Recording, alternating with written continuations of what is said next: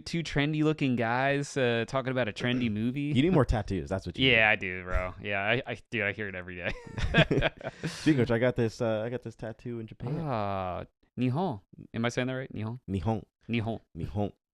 Yeah, that my Duolingo. I had to delete it, bro, because like they shame you. Like they sent me an email and they're like, dude, 30 days of not studying Japanese. Good job. And I was like, okay, I didn't need to hear that. That shit's crazy. They're like, congrats. And I'm like, whoa. All right, I don't need to. That's actually, I need more emails like that in my life to like get me like steering straight. Like, I'm just like, dude, you're crushing it on paying your student loans.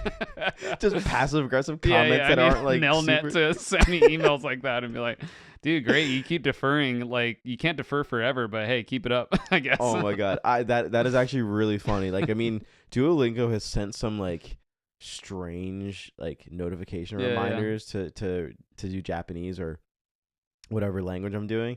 And some of them are like very crew oriented. Yeah. Like Liz mentioned Crew-coded. it. Yeah, it's like, yo, do your Duolingo session now. It's like, did Liz actually write that? Like it seems like somebody actually wrote that. Well, probably did. The only issue with Duolingo now, and so FYI, this is kind of where the podcast starts.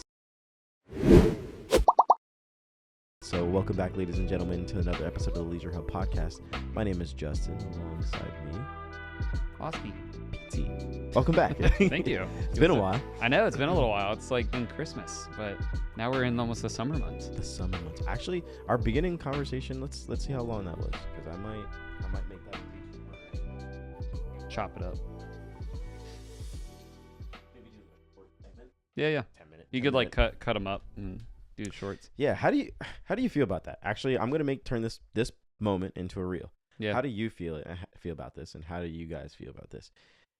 Me taking an hour-long podcast and chopping it up into more bite-sized pieces, like 10 minutes, 20 minutes, whatever. I think, yeah, dude. I think I'm always like I love options. So like I like being able to watch a full video if I want, but then I also do like the little like kind of segments. Yeah. Depending, because this is the thing too, it depends on like kind of where you are in the day, right? So if I'm like coming home and I'm just like oh sweet, like Justin posted, I can't watch an hour-long video right now, but I could watch like a 10-minute video or a 15-minute video on like eating dinner and stuff. Yeah. So I think like that probably does better, but then also still having the option of like having the longer episode. Yeah. Because then I'll like, for instance, watch like your podcast like when I'm like cleaning up or doing something and I'm just like listening to it. Yeah, probably like, and that's the one thing I was like, I was thinking about. It was like, not everybody has an hour to just sit down and watch a podcast. Or I mean, yeah, you can just throw it in and listen to it while you're doing something. But like, if you're not at work where you can actually do that, or you're not doing a job that is focused around just kind of being able to have headphones in, you're probably not going to be able to listen to it or watch it for that matter. 100%. Yeah. And that's what I think too. Like, that's why I think like, and this is the other thing, I think we talked about it in the last podcast that we were in, that like the attention span, bro, is just like so, but, and it's funny too, because like you think about it and you're like, oh man, I don't have time to watch like a 30-minute, episode or like an hour long, like, video. But then you doom scroll on TikTok for like an hour and a half and you're just like, oh, well, I guess you could have done that. But it's just like, it's the short, like, boom. All right, next one. Give me that hit. Dude, that's why I like our generation's probably cooked. Yeah, but, 100%. I mean, it's fine. It's 100. I think if you've noticed, like generations will kind of go in like a full circle. Like millennials probably have it like the worst because like we've had literally stages of it where like no internet, and then like this high dopamine hit. And Gen Z was kind of born into it. Yeah. Where, like they're just like that's kind of what they're into, so they know a lot of memes. But I feel like Gen Alpha is kind of that the same way too. But like there was like a video where somebody was like, yeah, Gen Alpha they're doing dumb shit now. Like whereas like kids before they were just kind of like being inside and just watching TV all day. Yeah. Now they're kind of actually going outside and doing dumb shit like we used to do when we were kids before. Just running around. Phones. Yeah. There's one kid. He's like, you think I'm not tough? He's like maybe 10 or 11. He's like, you think I'm not tough? Literally snorts like a line of pollen. I'm like, what the fuck? See, this is the thing I saw too on it was like someone's like comment and like, yeah, like kids are doing that, but it's just like, dude, I've been doing way worse stuff when I was a kid, but there was no like phones, there were no cameras, so it's just like you got away with more stuff like that, and like now these kids are posting stuff online and they get in trouble, and they, you know, but it's like it is funny like that. Yeah, we're all like the kids are all still doing it now, dude. I don't know if you've seen the craze now. It's the freaking electric scooters and like e-bikes. Do you ever get those like around here? Oh my God, bro. I mean, and we live in like a nice neighborhood and I even see them, but like there's so many kids with like scooters, like little e-scooters. Oh yeah. And they're ripping like, and it's so funny. Like, you know, when we were kids, you know, riding bicycles like without helmets. Got the and stuff, razor but, scooter that you have to like kick around.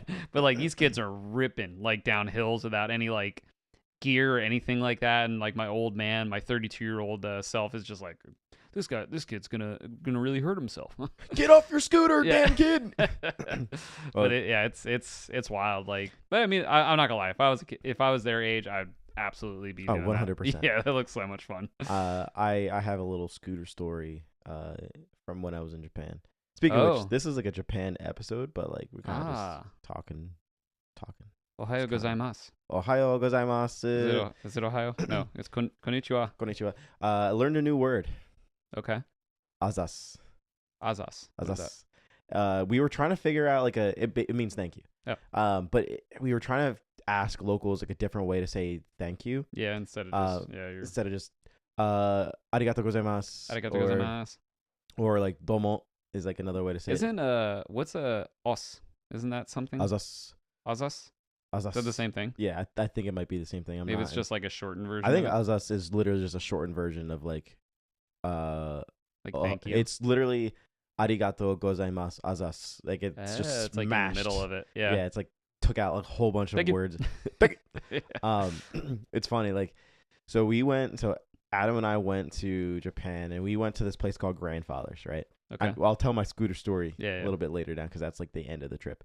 But we go to this place called Grandfather's and it's this like really cool little speakeasy where this like old man is literally taking vinyl records from like a wall of vinyl, and he's just putting in like his own either recommendations or his own like vinyl records in just to play music and stuff like that. That's fire. He knew exactly what to pull out at any given moment. He was just like flipping through it. What a vibe.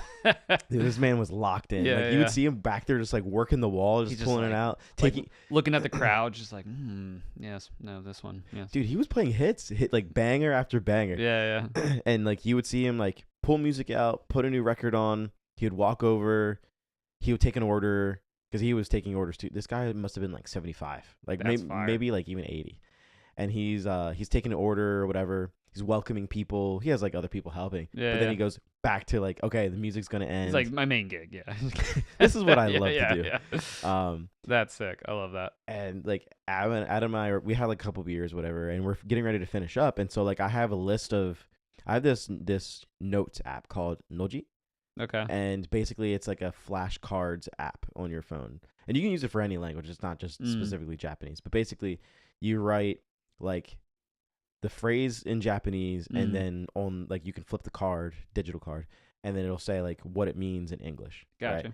And so you can use that to study. But I was mainly using it as like quick references. So like if I needed to remember something or say it to like a waitress, whatever, I had it on hand.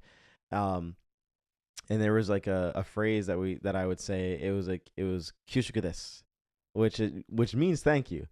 Also on Instagram, I was watching a whole bunch of videos before I go to Japan, right? Right. Studying. And I'm like, okay, like I want to find some new words that people like, you know, foreigners don't really know about that like locals say. And like there's this Asian guy. He seemed like he was Japanese. He was like, okay, these are some other words if you want to say besides thank you. And so he's like, domo is one of them, and kyushuku desu is the other one. And there's a couple other ones. So like, I say it to this waitress, and she grabs the check, she looks up, she like smirks and laughs, and is like, okay, thank you, and like walks away. Yeah. And so like Adam and I look at each other, we're like, why did she laugh? Like, why did I say it wrong? So he was like, we got to figure out what this actually means. So he Googles the actual like phrase, and I'll pop it up here. But it literally means I'm deeply humbled for your service. She's like, wow, thank you so much. So we're like, we got to try this again at other places, right? It could also be like how you say it, maybe too. Like it wasn't. No, it was just like something crazy. It's like one of those like or like I always see like the videos of like people get like Japanese like or kanji and stuff like that, and they're just like that means like butterfly shrimp or like something like just random. Yeah, I got peace, love, and positivity tattooed on my arm, and it's like, dude, that means dog's asshole. Just that means paper bag.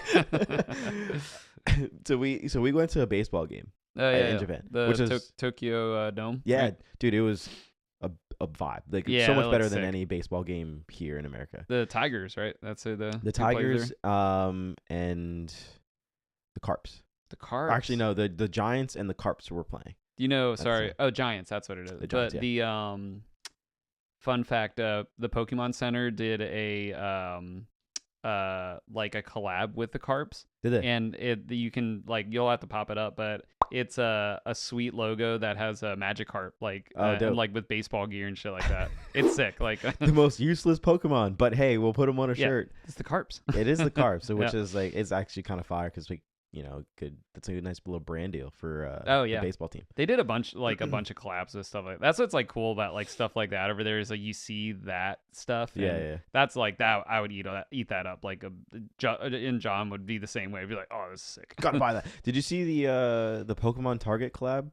Yes. Yeah. It sold out like immediately. Oh yeah. Well, dude, the market, like that market is just insane. Yeah, like, it's diabolical. It's like I mean, it makes me happy as like a fan. Now I'll say like a loose fan. I'm not like hardcore in that stuff, but Austin, you literally came here in a Charizard outfit, and I was like, you can't wear that on the show. I do love Charizard. I'm a fire boy. But it's. Yeah, like it does make me like happy. I was like walking around like Target with like Liz, and I'm just like, dang, like this is sick. Because like when I was a kid, like I loved Pokemon. Like that was like Pokemon and like all these other like Sonic and all this stuff. And I'm like, dude, these kids like still love it. And like SpongeBob, like that. I would never have thought that like this would have just like had the legs to keep going. Like even like for our future kids are gonna have that. Yeah. The biggest difference though between when we were kids and like the kids who are like buying that shit up now is that like it's kind of trendy and cool to wear anime / Pokemon stuff. Then where it was used to, not be that way. Like, look at this loser walking in with like a Pokemon shirt on. Could you imagine? Pokemon like was a little bit more mainstream, but like could you imagine it, like just the shit that you would get like if you were wearing like a Yu Yu Hakusho shirt or something? You know what I mean? Like a somewhat deeper cut anime, and Yu Yu Hakusho is still kind of mainstream, but like anything that was like not like freaking like Dragon Ball Z or something. I mean, even if you wore Dragon Ball Z, you probably get clowned a little bit. Sailor Moon probably. Oh yeah, but now you wear that shit, you'd be like, oh, that's fire. They're like so that's trendy. Sick. It's so cool because they actually do them right now. Like they make now them like, it's pretty badass. I agree with that. Like they look a lot more like regular streetwear with like the thing instead of just like just I don't know, like a throw up of like a Sonic hoodie. Smash. Like as a kid, I used to wear a lot of DBZ. Like I had like 20 DBZ shirts that I would just constantly wear, and there was like a period where I was like, I would only wear them like outside of school. I wouldn't because like, when I was going to school in the city, so obviously I couldn't wear like regular clothes. It was only like a polo and like khakis is what I could wear. But then it was like dress down day. I think that's when I would rock my DBZ shirt. Yeah, that's where you would bust it out. Yeah, and I'm like, you're like, oh my god, it's so cool. Is that Gohan and Goku like, and yes, it is. Having like the little like like a pipe, but it blows bubbles. Yeah, I'm a man of culture. Yeah. Your little juice box. Yes. But like to go back to the Kyushuku desu thing. So we go to the Tokyo Dome. We watched the baseball game, and we went to grab some food. I should preface by saying like we tried to go to as many like a variety of food spots in Japan, and like there was maybe like 5 local places that we went to. I mean where you couldn't find any foreigners there. Right. So after the baseball game, we go to this like one local spot, and it's like the actual translation is like a charcoal grill or something like that, and it's just basically meat on a skewer, but they cook it over charcoal. And that's a vibe. Yeah, dude, like the food was great. Yeah, that's cool. My back was facing towards everybody, so I couldn't really see this, but Adam was saying, he's like, yeah, everyone was staring at us over at the table. There's like, and he's like, I got the impression that no foreigners would go into this place. Yeah. Which is cool though, because you got to go to like an authentic, actual restaurant where like it's not like overpopulated with like people who are posting shit about like, oh, go to this place from TikTok and blah blah blah. But after that, we're like, okay, let's find a drinking spot. So we go to this like, it's like a darts bar, and it was mainly like an American like touristy area. Right. It's actually a franchise, like the darts bar that we went to. Okay. So it was like pretty common. So we go in there. There wasn't many people in there. There was like people from Washington actually that we were talking to, but they were leaving that day. Like state or DC? State. Nice. Yeah. So we were talking to them for like a little bit, and we were playing darts, whatever. We're wrapping up and getting ready to leave. So he's like, so I said to Adam, I was like, we need to keep trying out this word and see if we get the same reaction. So we go over, and I said, like, I go over to the bartenders, and I was like, oh, Kishuka this, and she's like, she's like, thank you, but we don't say that anymore. And I was like, what? She's like, use this whatever instead. So like we tried like a couple other times, and it was the same reaction every single place we went to. I wonder if it's like maybe a super old saying. It is. Okay. It is very old. Like no one says that. Like ancient. Like I'm trying to think of there has to, because there's definitely like sayings like in English. I'm trying to think of like something that would be similar to it. But yeah, that maybe that like might be it, and you'd be like, oh damn, like my like. If we were in like a very specific, very like formal setting. Well, imagine if somebody came up to you and were like, "Thou art my favorite." It's literally the epitome of that. That's hilarious. But like everyone had the same reaction. They would always laugh. They'd always like kind of brush it off, and they would say thank you. But then we went to like the last bar we went to. There was these really cool guys that we met. And their English was really good. And so like we were like, can you guys give us like another version to say like for thank you, because we keep saying Kyushuka this, and they're like, why? No one says that. Why are you saying that? He was like, just say azas.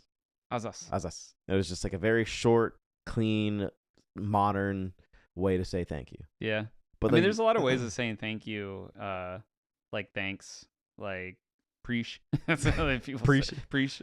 I guess, yeah. I love I just had that thought of like, I love the idea of, because I guarantee like, you know, they're being nice and like, oh, this American's like trying, like it's like whatever. But I love the idea of like the other way around, like Japanese guy comes to like America and just says like, thank thou so much for the bountiful harvest that you've bestowed, and I'm just like, everybody be like, yeah, sure, man. brother, my guy, my brother in Christ. Just like in like a Japanese accent, just like saying that would be just so funny to me. I'd be like, oh yeah, you don't have to say all that. You can just say this. Yeah, you can just say thanks. Yeah, it's literally that. I mean, it's kind of, but like, I don't know why the guy on Instagram would suggest saying that phrase if no one says that. Yeah, I don't know. That's the part that baffles me. Maybe a little it's out like, of touch. It's like you're like, apparently like, it's like you would say that to like elderly people. Yeah. And we would even say it to people who were older, and even they were like, they're like, whoa. Like yeah, people who were like old, they were like, nah, we don't. It was like, then who do you use this with? No one, apparently. That's hilarious. You're just trying to like add more flavor to your thing, because you're probably just saying like, yes, no, thank you, goodbye. Like, yeah, hello. It's okay. Like, we would go to the konbini, and for those of you uncultured swine, educate them. It's the convenience store. Nice. 7-Eleven, Family Mart, Lawson. So we literally every night we would go in there. In the morning we would go in there, grab like a bite to eat, go on our day. At the end of the night we'd go there, grab a bite to eat. You can grab like a beer, just like, dude, drink on the street. Strong like, zero. Yeah, dude. Well, can I just say the funniest? Like, I laughed so hard, and I told you this. The first video that I see, like you posting in Snapchat, is you eating the egg salad sandwich. Oh, I was like, oh, that's. I always wanted to try that. And then Adam, what was he eating? It was like a onigiri. Onigiri, and he's just like, he just takes a bite of it, and he's just like, it's like a 3 out of 10. And it's just, I thought it was so funny because like I watch a lot of videos of like, you know, Japanese tourist videos, and you know, every single time they're like, oh, we're gonna go into this sweet little spot, and like it's always like 10 out of 10, like, oh, this is amazing. And it's just the first thing that I see Adam just reacting to, just being brutally honest, being like, it's like a 3 out of 10. It's like a 3 out of 10. But I love that. I was like, that's so funny. I want to see more of that. Like more people just being like blunt. Brutally honest and be like, you travel all this way, and then even one of the first things you eat is not good. So funny. Well, it's just like for an influencer, like they always have to overhype it. They're like, oh my God, you gotta try this. This is like the best thing ever. Blah blah blah. And then you have the polar opposite of that, where people will they'll go to a popular spot and then they'll shit on it and then say that it's not good. Yeah. But then you go there and you're like, what are you talking about? This food is great. Yeah, I guess you literally have the two. Right. Yeah.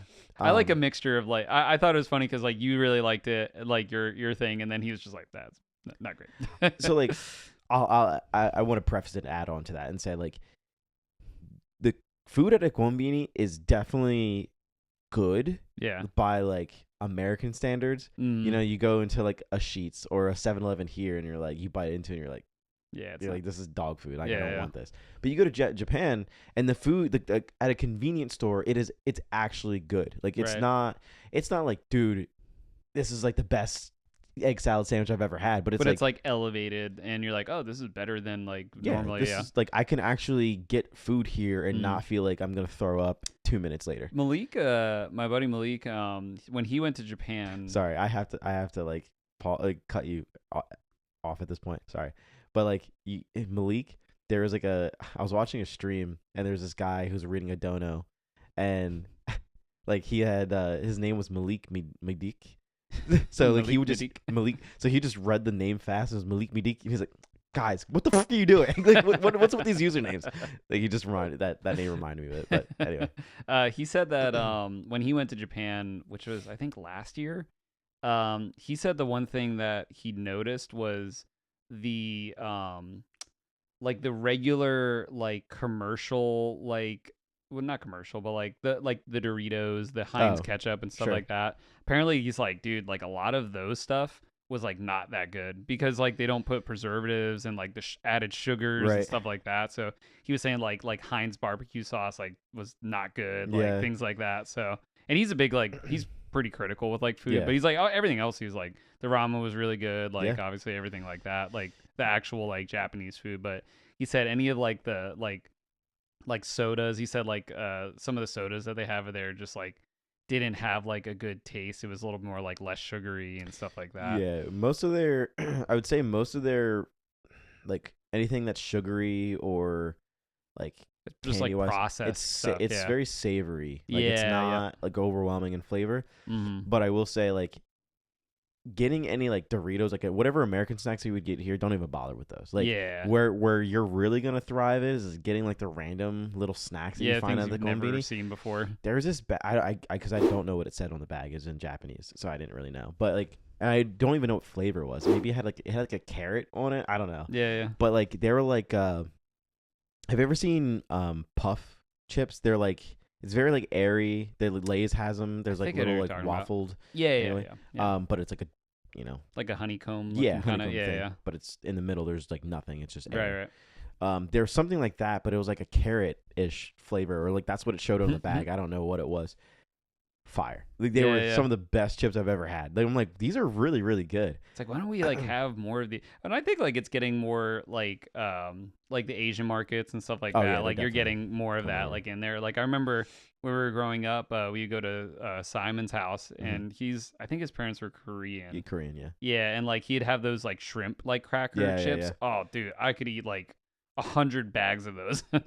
Yeah, I remember like it was after Airsoft. He was like, "You guys want some shrimp crackers?" Like, this is fire. Sure. And then he gave us the bean popsicle, and that was terrible. That was disgusting. I was like, this is wild. And I was, of course, trying to be like really nice, and I was like, this is so gross. It is do you remember that?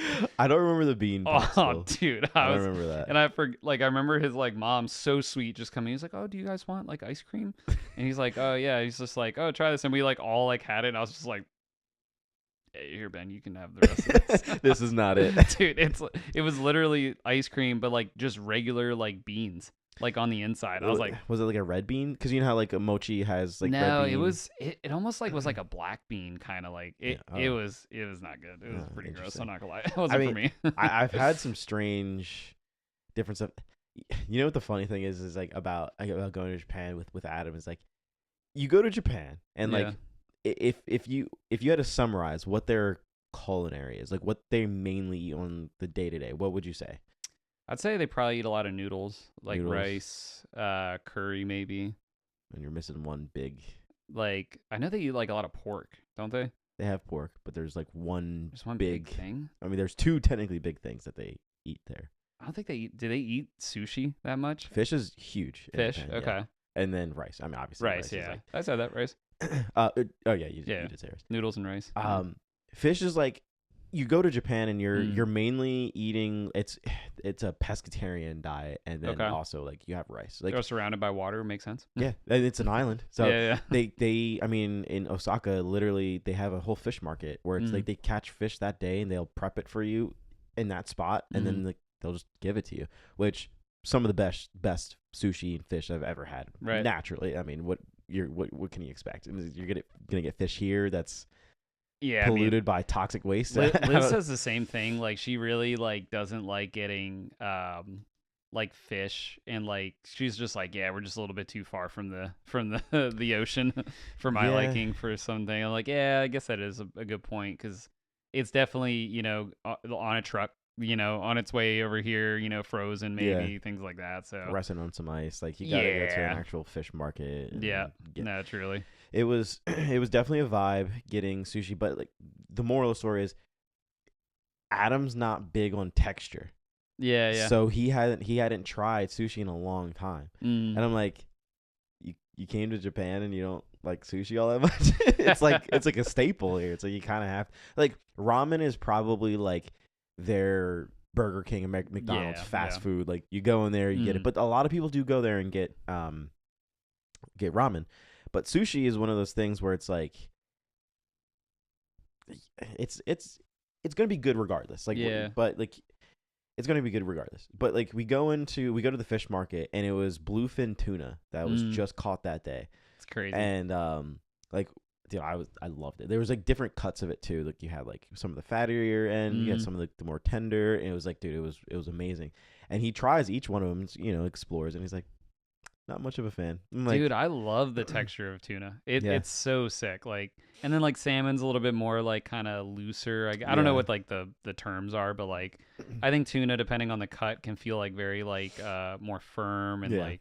But then like, I think like the belly is a little bit more kind of like softer, fattier, I guess. But yeah, dude, that'd be a sick job. Yeah. Like I have to. This is kind of like, it's still Japan, but I have to kind of like say this before I forget.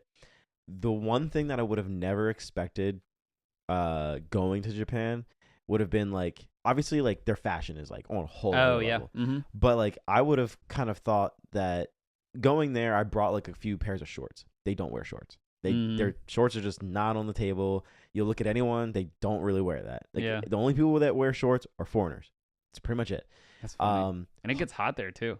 Dude, summer, like July, like, June, August, cooking, sweating, especially on the either the Shinkansen, which is the bullet train, or the subways. Dude, there were days where it was like maybe 70, 80 degrees, and it would cool down in the evening, but we're standing there in like pants, because like I refuse to look more like an outsider than I already do.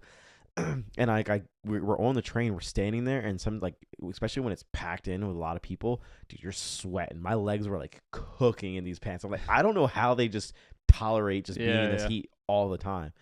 But like another thing is they don't wear hoodies. Interesting. They like Adam and I. There's a couple of people that asked for hoodies. Like Adam was gonna get a hoodie for his parents, and I was gonna get a hoodie for a friend. And like we went to probably like 30 different stores in our 2 weeks that we were there, and just no hoodies. Couldn't find a hoodie. Like we would find some, but they were like $150. I know. It is interesting. Yeah, the fashion. So my coworkers. This is actually, he just came. He was actually over there when you were over there. Oh, really? Yeah. So he went to Tokyo and somewhere else. I forget. Not Kyoto? Osaka. Maybe Kyoto.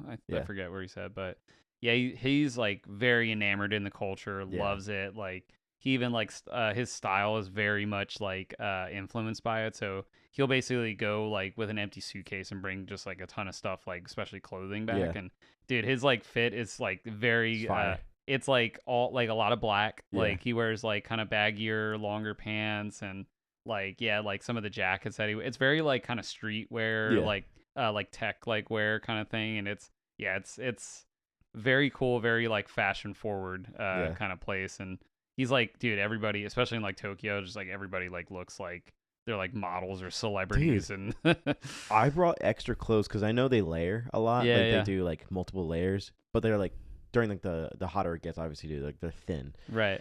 And so I bring extra clothes to do some layering.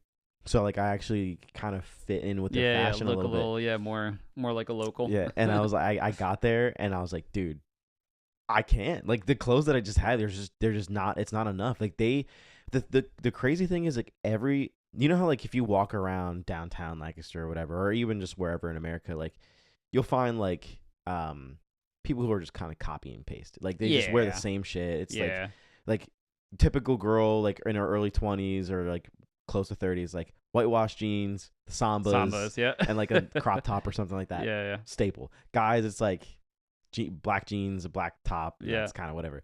But like you couldn't find a single person that looked exactly clothing-wise the same. That's cool. They were all different, like unique. I made that joke. I like lost Liz in Target. Yeah. And I saw another girl. I was like, oh, there she is. And I was like, oh, nope, that's the wrong white woman. wrong white woman. White girl. Sorry. I was like, and I told her, I was like, damn, I'm not gonna lie, you looked exactly like that one girl. And she's like, she was laughing too. I was like, damn, yeah, it's crazy. I mean, I'm sure like, I look like, a lot of other white dudes, but it's so funny.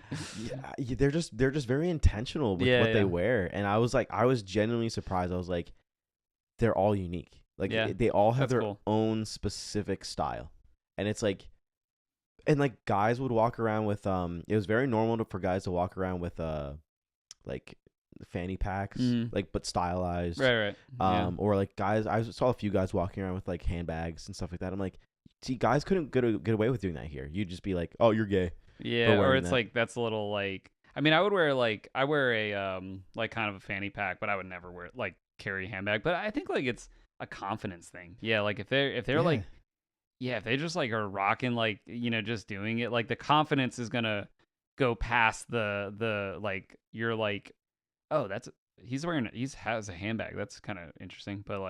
But yeah, if you're like wearing, a lot of guys like here like will wear like the tote bags and stuff like that. So, but like you wear it confidently and you don't even think like twice of it. Yeah, that really changed my, honestly, being there clothing wise. I mean, like a whole bunch of other stuff, but like it really changed my perspective on like people kind of just do their own thing. They're not really worried about like being different. They want to be different. So like, and that's kind of like in their own way. They don't want to like, they don't want to like, they don't need to fit in, but like be their own. Yeah, it's interesting because I remember you were telling me that like, because I was like, oh, like did you get to like talk to a lot of people? And you're like, no, they're very like, it's a very like closed like kind of culture. But then again, like I see other videos where like they definitely go to like the salarymen bars and stuff like that, and like they love like when you just like say random like little words like they freaking love it. Like I'm trying to remember one YouTuber I watched and they're just like they're like, oh, I love men, and they're like, oh yeah, like they just make like dumb jokes like that, and they're just like, oh, let's go. There was like there's a couple people that we interacted with that were like actual native local there, but it was like if you were walking on the street, I guess if you could kind of like, if I could describe it in one way, it's like, like if you're walking on the street downtown, you if you make eye contact with somebody, you kind of acknowledge them. Right. That doesn't give them like a head nod, give them the white guy. Yeah, or like, hey, how are you doing? Like, especially if you're like in your neighborhood, you're like, hi, how are you? Like, good. Like, you don't do that. No one does that in Japan. Like, you're walking, you're on a mission. You kind of have a lot of people have their headphones in, they're commuters or whatever. It's like when you go to an actual bar, sit down bar, and then you say certain stuff to them, or if it's just you're just the only one in the bar where you can actually have conversation.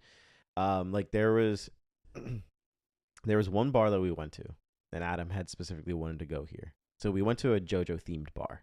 Nice. So for those of you who don't know, it's an anime, JoJo's Bizarre Adventure. Right there. I think I have a picture. If there's any pictures that I'll put up, I'll throw them up here. But yeah, it's literally The bar was covered. I mean, literally statues everywhere. The ceiling had JoJo posters. Like, that's sick. And if you ask the guy, there was like a certain phrase, JoJo phrase or whatever, and he would give you a concoction that he would make himself, completely randomized. And then as like a bonus, you get to pick your own coaster. So you get it, and it's a JoJo themed coaster. So we go there. The drinks were amazing. They were really, really good. Also, I should probably say that like drinks there super cheap. Food, drinks, and clothes super cheap. Yeah, really. At least to us, it's cheap. Yeah, to them, it's like expensive. Yeah. But we go to another place, and it's in the same building. And it's like right, but it's like on the floor under, and it's called Laugh Tale. So like, you've heard of One Piece, right? Mm-hmm. So like, the whole concept of One Piece is like Luffy ends up becoming like this. Spoiler alert for those of you who haven't watched it, if you're even watching it, but he ends up becoming like the sun god Nika through his devil fruit that he has, which is like a mythological god, sun god basically. And like they named the bar Laugh Tale, from what we thought, was because Luffy laughs and it's Joy Boy laughing kind of thing. That's like the general theme of Luffy from One Piece. I love that Joy Boy. Joy Boy. And the one main picture on the Google Map thing is a picture of Luffy as Joy Boy, or like, you know, the sun god Nika. So Adam's like, this is a One Piece themed bar. So we go in it, and there's 3 girls in it. One's in like a schoolgirl kind of like costume, or like not costume, but that was her fit. And that was just how she dressed. One was like more like business casual, and then the other one, I can't remember what she was wearing. But we go in there and we're looking around. We're like, where's the One Piece shit? There was none of that at all. And so like, I don't know if they were closing up shop or something like that, but like I'm blanking on what how to say for 2 people. I was using that a lot. They're like two people. We would just do 2, but there's a phrase to say it. I'll have to look it up. But so we said 2 people. We sat down. There was no one else in the bar.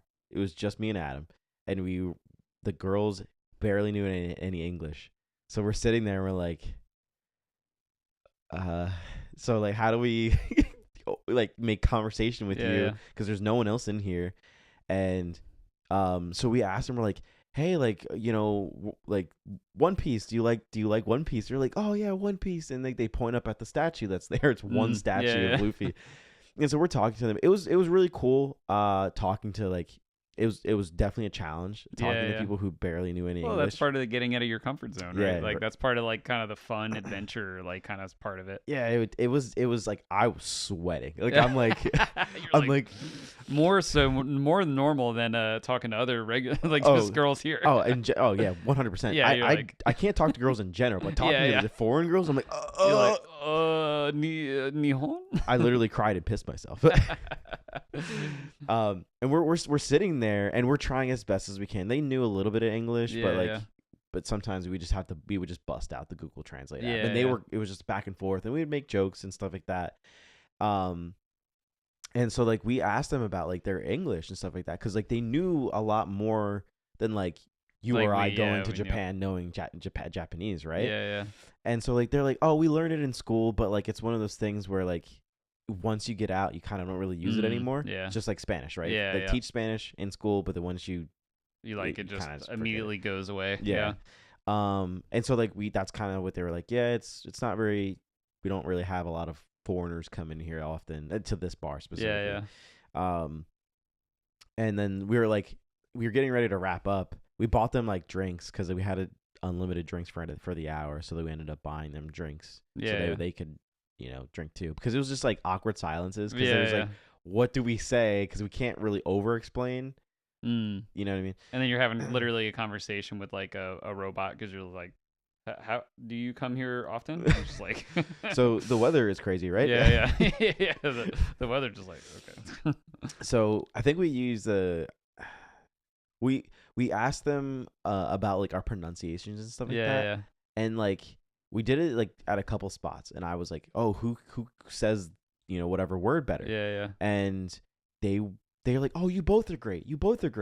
They would never tell you who's better than the other, because they want to be polite. They don't want to be rude. And there's the last guy we met on our last night. We were like begging, we're like, please tell us. He's like, no, I don't want to be rude. Like, you guys are both doing great. I was like, see, this Japanese people are just so much nicer. Like, an American, we're just like, you guys suck. Yeah.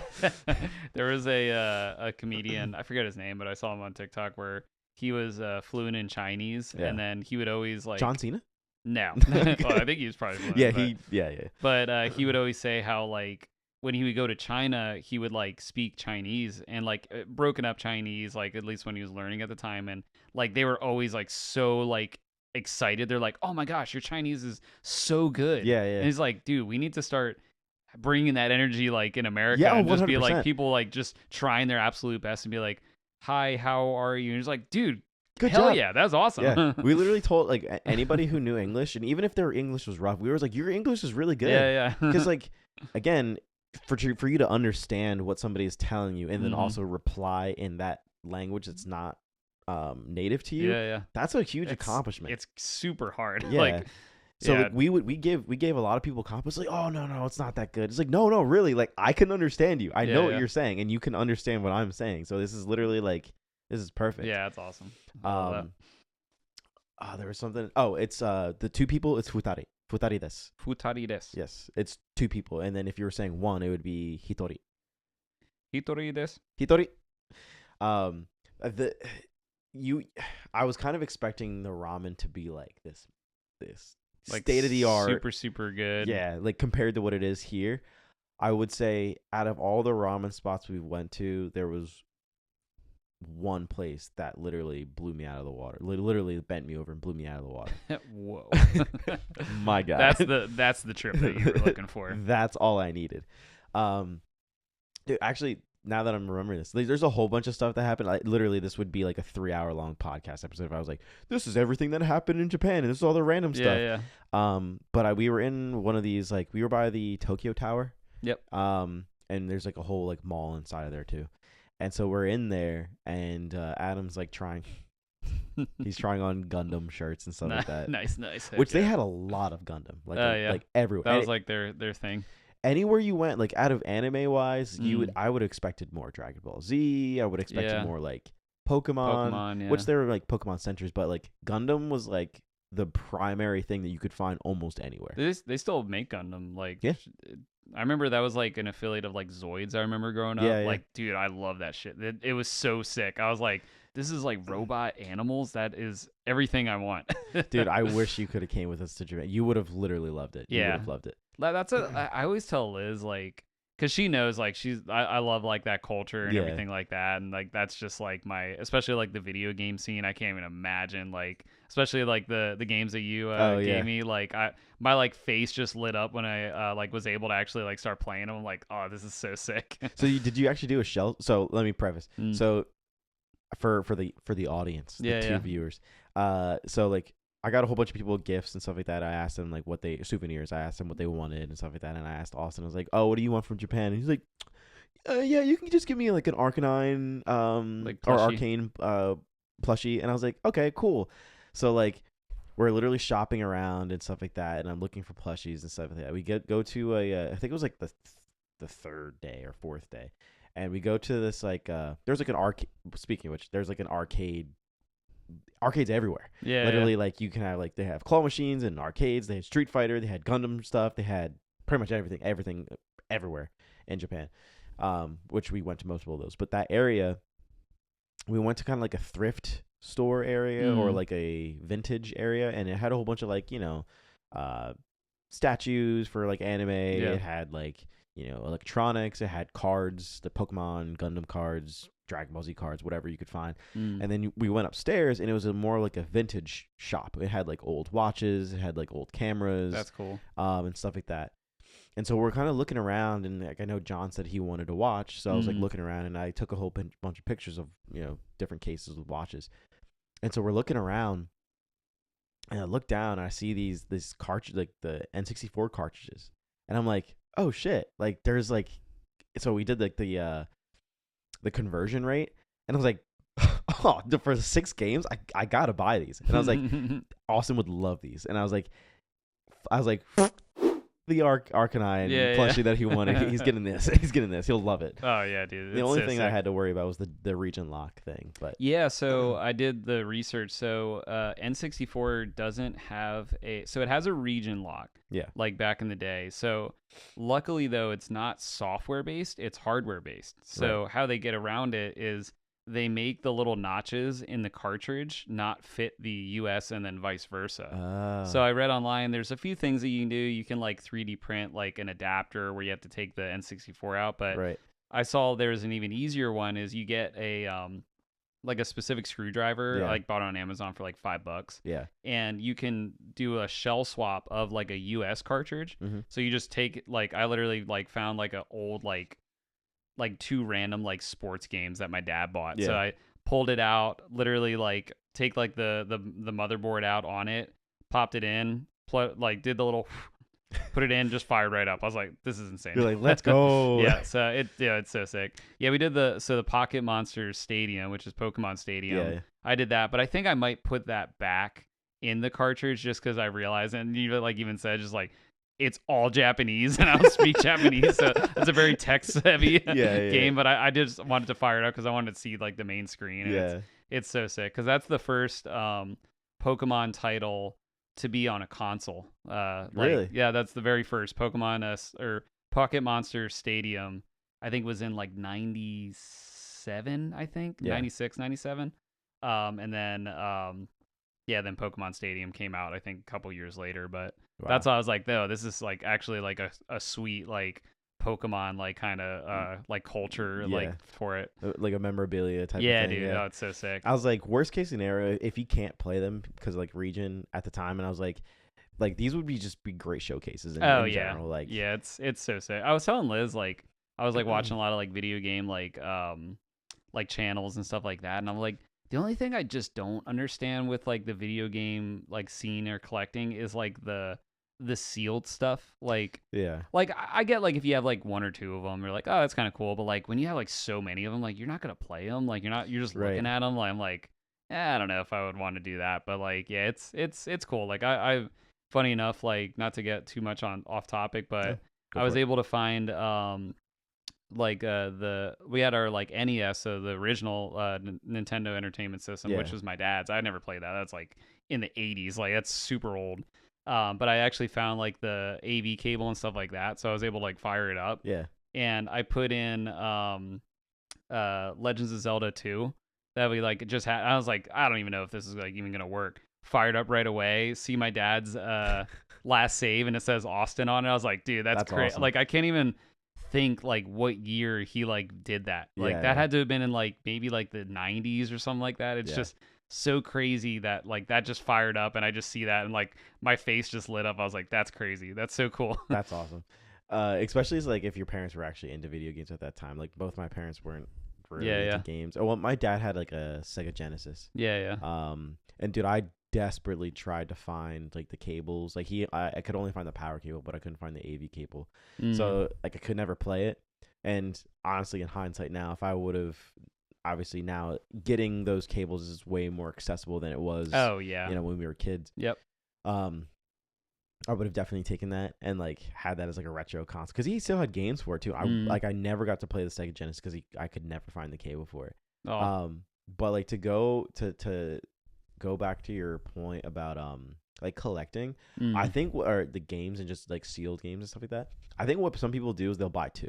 Yeah, I would hope so. Yeah, like because and then there's I mean, if you've ever watched like Pawn Stars or something like that, where they're like, yeah, this is an unopened box and I've never played it and I only had like 1 copy, or sometimes people just forget that they have it. And then it just sits there, and then like they're like, oh, cool, I found this and I didn't remember I had it, or something like that.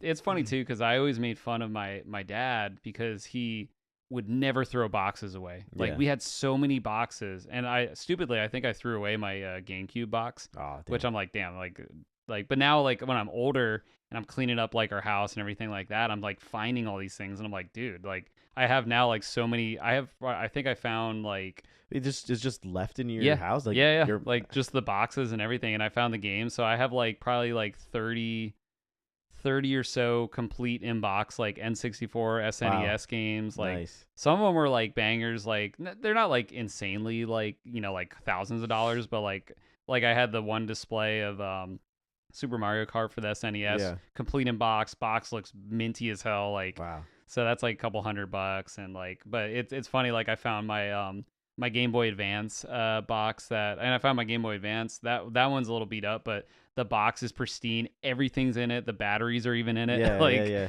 But it's like that stuff's like cool. Like I have that like displayed and like put up like around my TV and stuff. Dude, that's amazing actually. Like that's your dad, and you kind of hit like the jackpot that it's rare. Yeah. Because like again with my parents, like not really big into games. Like I said, my dad had the Sega Genesis, but that was pretty much it. So it's like they didn't, and my mom's like not a clutter person at all. So she's like immediately would throw stuff out. Like I keep the boxes now for most of the stuff because I'm like in the future if I do want to resell it, it'll be better for you to resell it with the original packaging, and just people just prefer that anyway.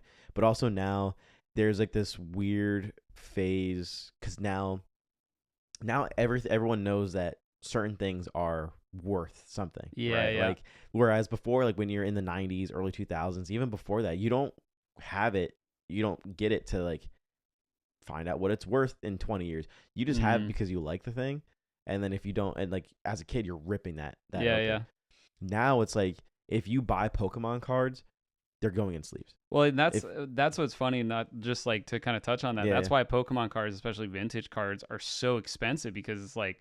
Yeah, like who buys a Pokemon like card like a pack, like a booster pack, and don't open it? That's crazy. That's like getting food and not eating it. It's just like who does that? But it's just that's why they're so expensive. They're so popular because they're just like, how is this like? And it's funny because like I wonder if we're gonna get to the lifetime, like in our lifetime of like, this is the last like first generation Pokemon pack, right? Like it's I mean, there's only so many of them, right? But well, I'm not a big fan of this guy, but Jake Paul was he posted a picture of him on his like first class jet, whatever, and like a Luffy or One Piece like costume, kind of from like the live action, right? And kind of like he was reading the manga, and just to make himself seem like he was like really into One Piece. And so like he's been buying up a lot of the rare graded cards for One Piece, and people are getting upset about it because like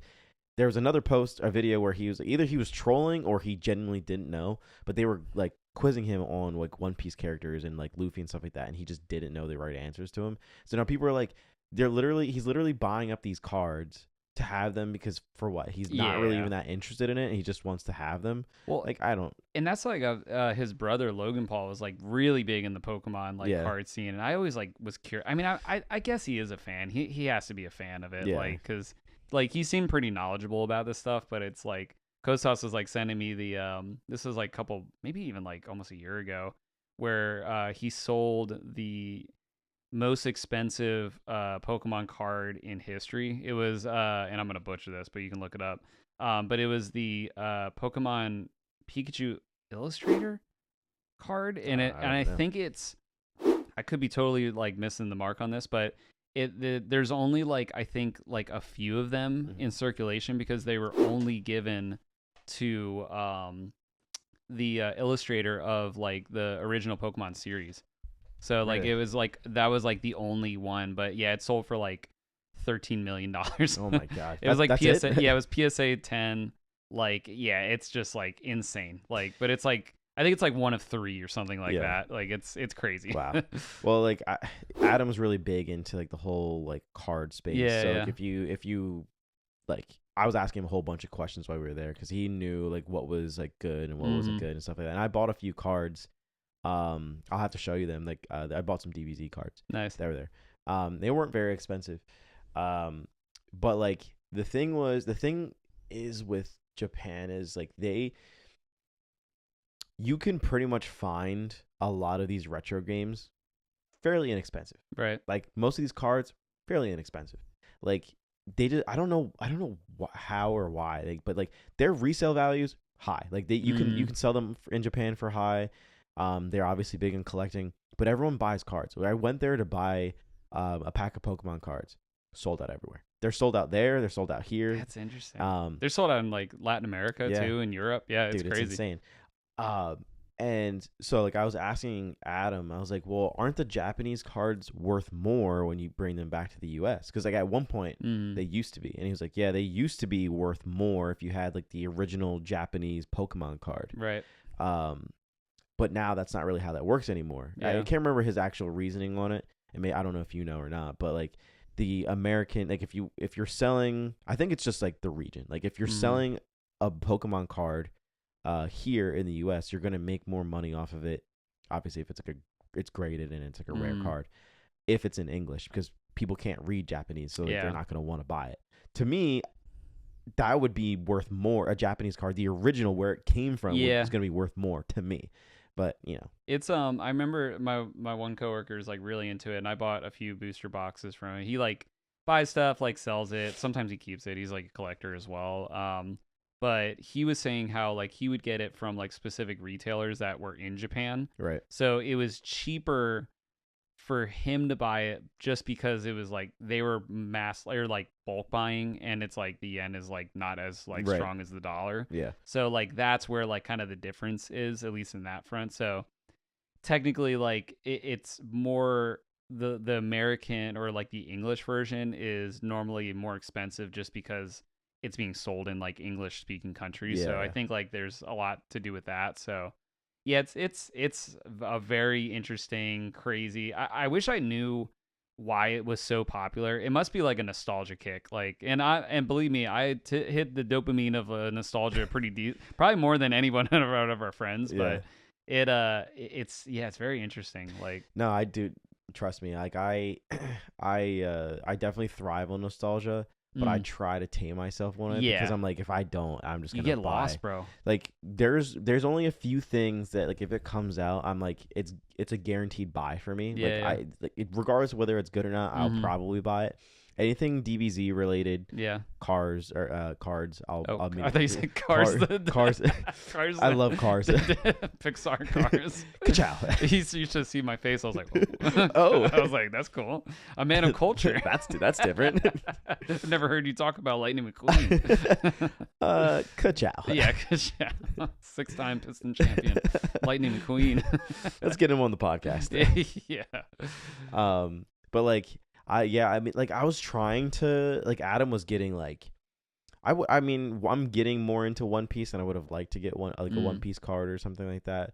But like besides DBZ, like that's the only thing that I absolutely want more of. Like I would spend boatloads on that. Now like I do like other stuff like JJK or like, you know, One Piece or whatever, but I'm like, it doesn't give me the same like dopamine hit. Yeah. Like even with Yu-Gi-Oh, like I've been out of it for so long, and as a kid, like I would have binders. Full of it. Which I still actually all my DBZ cards are still in the binder. It's the Yu-Gi-Oh cards that for some reason I took out of the binder and I was using those to play with. So, you know, well, that's the thing too. I was also, when I was growing up, I actually wasn't, so I was into Pokemon, but I wasn't really into the cards like as much as I was Yu-Gi-Oh. So, and one of the main reasons my cousin was like really into like playing like cards. So he did like went to Pokemon tournaments, went to Yu-Gi-Oh tournaments, but like he was the one that got us really into Yu-Gi-Oh just because like the game is just way better than playing the Pokemon like card game. Like, yeah, absolutely. Because like I mean the show is gotta keep talking. Very much based on it. Make sure my phone is PTSD. But the like that's like the big part that we like always got into. So I had way more Yu-Gi-Oh cards than I did like Pokemon cards or anything like that. So I did find like a good chunk of my Pokemon cards. None of them in binders. It was all in like a box. So I found like a few that were like pretty decent. Like I think we had a lot of, we didn't have any we had one first generation holo card. Yeah. It was a Machamp. Like I'll show like a picture of it, but they're not worth a lot because apparently it's like that they were all the holographic Machamp cards were first generation, but right. But yeah, they're all like just basically no mostly second gen, but no first gen. Like I think we missed that like that kick. Yeah. Like we were way too young for like cards and stuff like that. Yeah, 94. I mean, you're 94, right? Or 93? 94. Yeah. So it's like it's weird. Like, yeah, we're 90s babies, but like by the time we could actually like be interested in anything, it was already the 2000s. Yeah, because the cards game and the Pokemon really got like popular in like 99, like that 99 2000, which like right in like the 2000 2001, that's like that was like our prime age, I think, for Pokemon. When we were like 6 or 7. Yeah, don't do it. Oh. I can't. You should have done that in Japan. Like that's universal. I'm just They're like, what? I what do you think is the most stereotypical destinations to go in Japan? Or maybe not even the stereotypical, but like if you're trying to avoid what would I want to do if I went to Japan? Yeah, if you're trying to have a unique trip and you're like, I don't want to do what literally like every American is doing when they go to Japan, what would you think the original or like stereotypical things are? Okay. To avoid. Oh, to avoid. Yeah, like if you're like, I'm not trying to be stereotypical. Yeah, like I would think the stereotypical thing would be getting sushi. I think like that would be like probably number one. Definitely. I think you're probably like getting maybe like the ramen. I think like that's gonna be like number one for sure. Fish market. That what's that one? Oh my gosh, I'm blanking. The crosswalk. Oh, Shibuya Square is that what it's called? It's like just Shibuya crosswalk or whatever. Yeah. Like I mean that'd be kind of cool. I would still probably not as big as you think it is. Really? Is it tiny? Well, they were saying don't they say that like there's thousands of people that will walk by like through that at one thing. Yeah, we did it, and it's not as like in like Instagram or TikTok. It always seems massive. It's not that big. It's not that big at all. Mount Fuji, I think, is like another very stereotypical thing, and you know what's like sorry, like not to divert. One thing that like to answer your question, where I would want to go is I would want to go to southern Japan. Oh, okay, like towards Okinawa. Like that looks so sick. Like like very tropical, very what's like the I'm blanking on like the Pokemon. Like that's what I like about Pokemon is that it really does the pull Hawaiian the version. Yeah, Alolan. Yeah, like that looks like I see pictures and videos, and you don't see that as much. I'm like, dude, like this is like so pretty. Yeah, that was a destination Adam and I wanted to go to because like we were looking at the tickets to fly from Tokyo to Okinawa. It was like $100. Yeah, one way, which is like pretty good, but we obviously couldn't fit in everything in for 2 weeks. Yeah. If we were there for a third week, I would have said, hey, let's spend the last week in Okinawa. Yeah. But like Okinawa, it literally looks beautiful. Yeah, dude, it's so amazing. It's like that's the thing that people like a regular American would not think about Japan. Like they don't think of Okinawa. They don't think of Okinawa. They don't think of I'm blanking on the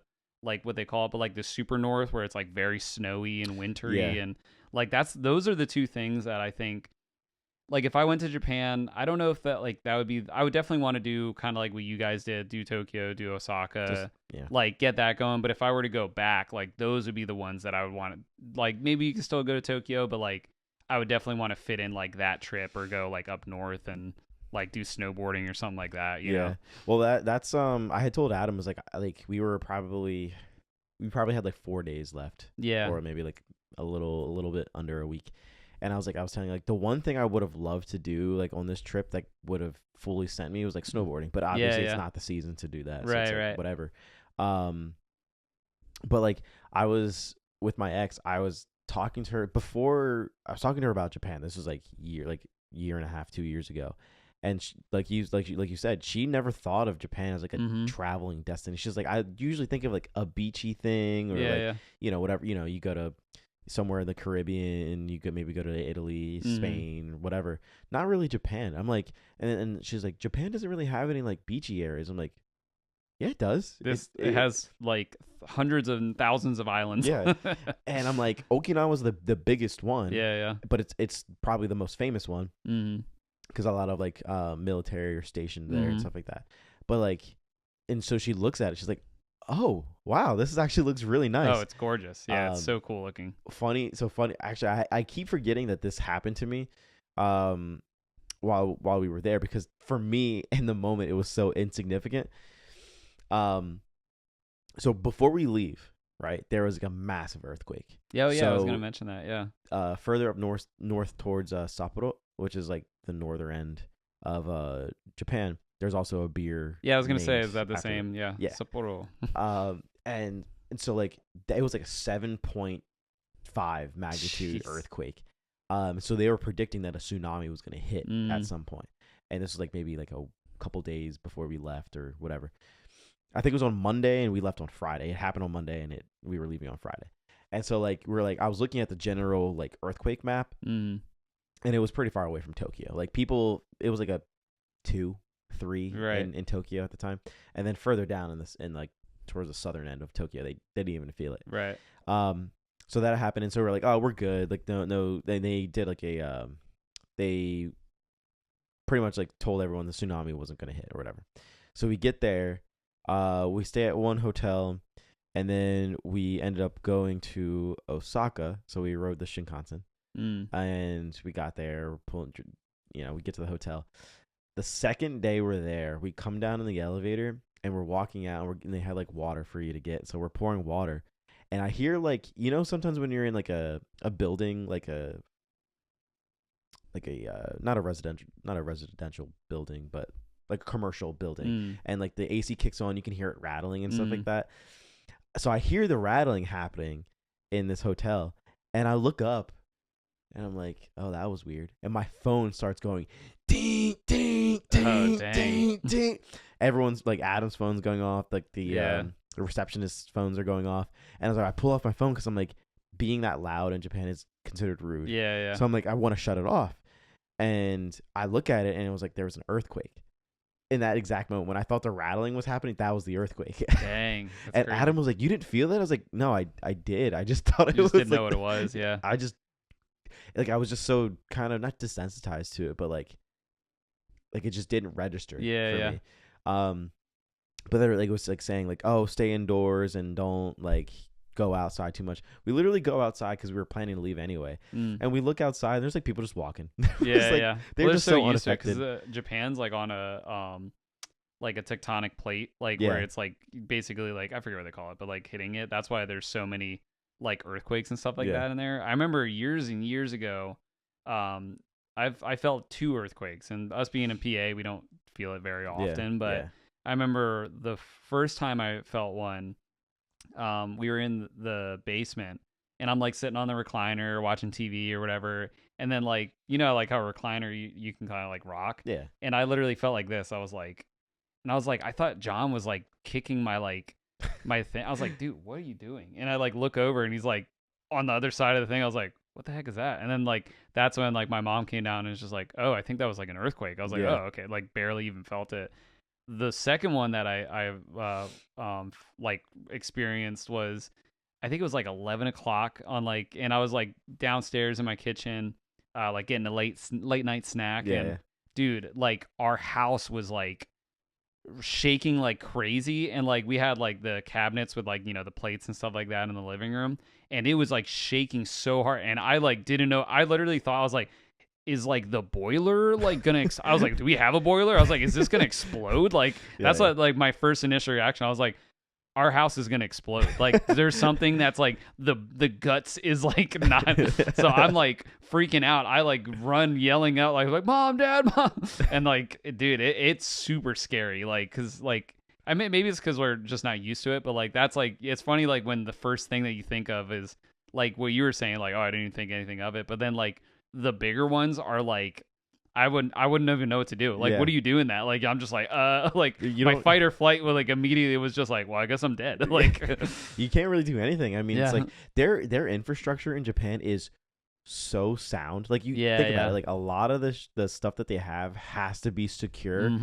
So like, because I mean, they have earthquakes pretty often. Yeah, but like tsunamis. Their structures are just built for it. And like, you come here and like, it's weird. Have you ever seen those memes on social media where it's like your friend comes back from Japan and they're like, oh yeah, I'm enlightened now. Yeah, I'm like, like I feel like every time I talk about it, and like that's the thing I think of, because I keep saying, yeah, America is trash compared to Japan, yeah. And I keep saying like all these great things about it. I'm like, yeah, I wish I could go back, and I'm like, I think I'm being that guy. Yeah. I think I'm being that guy. I think like that's the best thing about like experiencing other cultures and stuff like that. It just it makes you more like of a well-rounded just kind of like person, I think, where you just what's good, what's bad. Like I think Shane Gillis also has like the joke of being like, you ever go to like other countries, like we're clearly the best. Like he'll just like make jokes like that, but yeah, it's funny because like it sometimes too it's just like what so like the people that are very much like the chicken tender eaters like that don't explore and like do things like that are probably gonna think like that, very closed minded, but that's part of the fun. It is eye opening because I've been to one other country, Mexico, but that doesn't really even count because like you're going to a resort, so it's not the same as like if you went to Mexico and you're actually in the city. Would I ever go into the city? Yeah, probably not. Japan, one of the safest countries you could walk around. Yeah. Like literally, it could be like 3 a.m. and you could be walking around and perfectly fine. No one's gonna. You could be walking in a crowd full of people. No one's gonna steal your stuff. Yeah. Literally, at this last bar, we left a bag of souvenirs at the bar that we were at. So like we leave. This is like 2 a.m. and I want to like kind of give this little story about this bar, but I want to make sure that I'm not long-winded with it. But basically we go there, we have a great time, we made friends with the bartenders, we get shots, like everyone's ripping shots, like ended up following everyone in the bar because it was a really tiny bar. This guy, his name is, well, for English it's easy, his name is just Kyle, but it's Kairu. Yeah, it's just easier to say Kyle. Yeah. And then there's the other bartender was Harry, but it's Hari. Yeah. Hari-san. Hari-san. But like they were like the best bartenders ever. Like this guy, he has his hand on the edge of the bar, his head down. And like Kyle ended up getting off his shift and he starts like drinking more.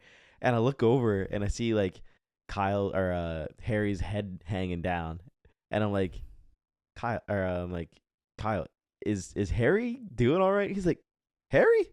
Oh, he's doing great. He does this all the time. I'm like, no, he looks like he's dying over there. He's like, nah, he's fine. So like they were like all drunk and like the bartenders were all drunk in there, which is hilarious. But like Kyle was doing like the typical crew shit where like this guy would fit in with the crew like immediately. Like there was one point he was looking at this, like there was this girl sitting across from him that like I think he knew it was like a regular or whatever, but she was American. But she was staying there for like a month or so. And like he looks over at her and like he makes like the and then like at one point he goes like this and like starts like doing that when she's not looking. I'm like, what the hell is this guy doing? This guy could easily fit in the crew if he came here. Dude, I love that guy. He was so funny. But there's something else I was gonna say about it's just kind of being there or being in Japan. It is eye opening because like besides Mexico, I mean, I guess. Where else have I been outside of the country? Like Puerto Rico.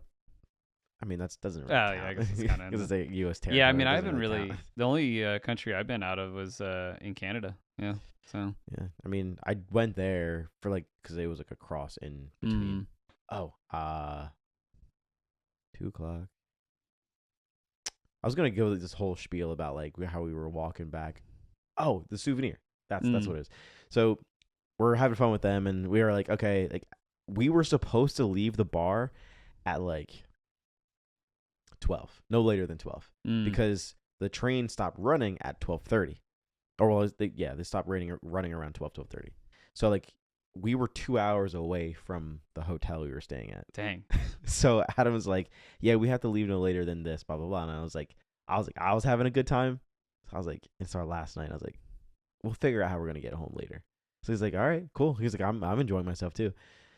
It ends up getting to like 2 a.m. and we're like, all right, we got to go now because our checkout for the hotel was at 10 a.m.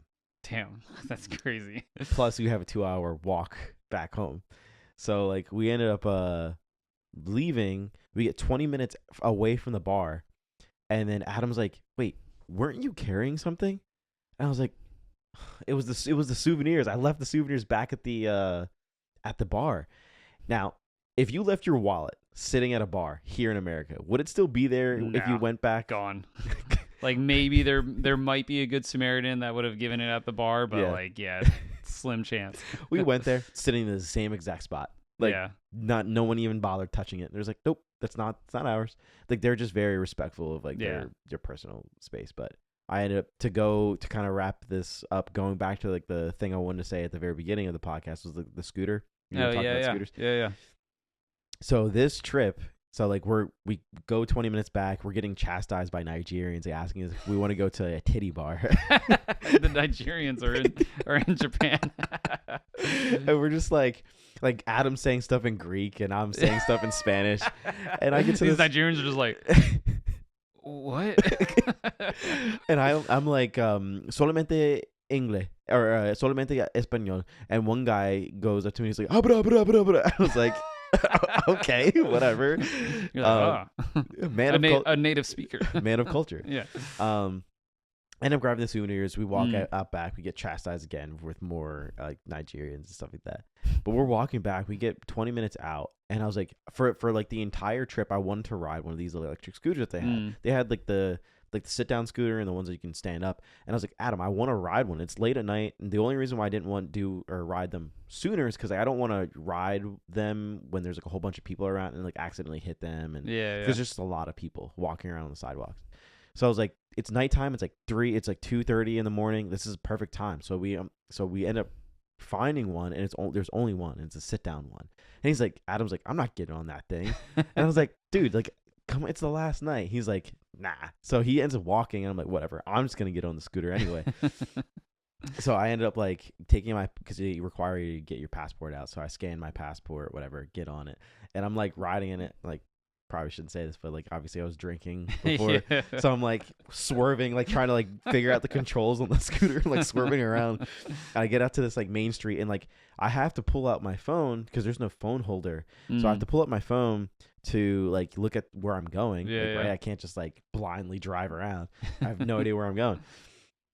So I have my phone, and I get out to like one of the main roads, and as you know, like the driving is swapped, so like, they drive on the left side. And like I pull out onto the street, I'm like, I gotta figure this shit out before I get onto the main road and get hit by a car or something like that. And like you have like these like locals just kind of like glancing over, like, what the hell is this guy doing? And so like I end up figuring it out. I get on the road, and I'm just driving. I'm kind of like on the edge because they have like a bike lane. So like that's another thing. It's like they're very the infrastructure is very accommodating purposeful, for people who are on bikes and stuff. Yeah, like they know people are commuting. You don't see that here. No. Well, maybe in some of the cities, but like New York, Philly. But DC.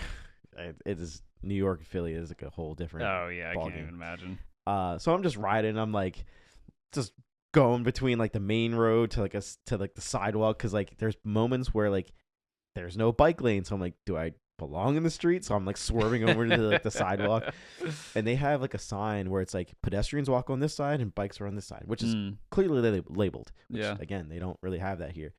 So like the ride was like 30 minutes versus like 2 hours. So I'm like riding, I have like maybe 15 minutes left on the scooter. I look over at like the handle, and I see this thing flashing, and I'm like, I think my battery might be dying on this thing. It's like, what if I get stranded in some random spot, like I don't know where I'm at? I had my blinker on for like 20 minutes. Adam sends me a text message. I have my phone on Do Not Disturb, so I'm trying to like swipe out and like all this other stuff. And he's like, what's your or how far are you, or how close you are? And I was like, oh, I'm like 15 minutes away. He's like, okay, cool. So I ended up like I'm like 5 minutes away. I'm like, oh crap, I didn't think about this. I need to find a place to put this scooter back, otherwise I'm not gonna be able to like, it's gonna keep charging my card, right? And like as I'm checking my phone and trying to like navigate, I'm like swerving all over the place.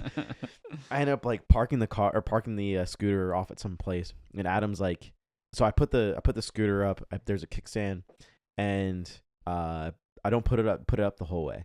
And so the bike falls over, knocks over over another bike, makes like a huge sound in like this like residential area. I'm like, I got to get out of here. So I picked them both up and I set them back up and I leave. It was like a 14-minute walk from that like drop off point. I get a text message from Adam. He's like, what's your ETA? And I was like, 14 minutes. He's like, cool. I'm 25 minutes out. So he's like, just make sure you have the door unlocked. Me not knowing any of the stuff that this kid is doing. He walked 2 hours back from where him and I split off at, back to the hotel or to the room we were staying at. So I get to the room. I'm kind of like waiting around for him. Like, where is this guy? So he gets back. I'll preface by saying the bar that we were at, people were just ripping cigs like all the time. So we just smell like cigarettes the entire time. He gets back and he's like, yeah, dude, I ran like half the way here. But his phone was about to die. Oh, damn. His phone hit like low data mode. So like he couldn't, like he wasn't getting he was trying to get a scooter, but his phone was at 7%, and then his phone wasn't downloading the app fast enough because like he ran out of data. So now with every second his phone is dying 1%. So he's like, dude, if my phone dies, I'm cooked. Like I have no idea how to get back. So he keeps turning his phone on from like airplane mode to like, you know, so he can have data and stuff like that. And he literally runs like half the way like back to the place just sweating.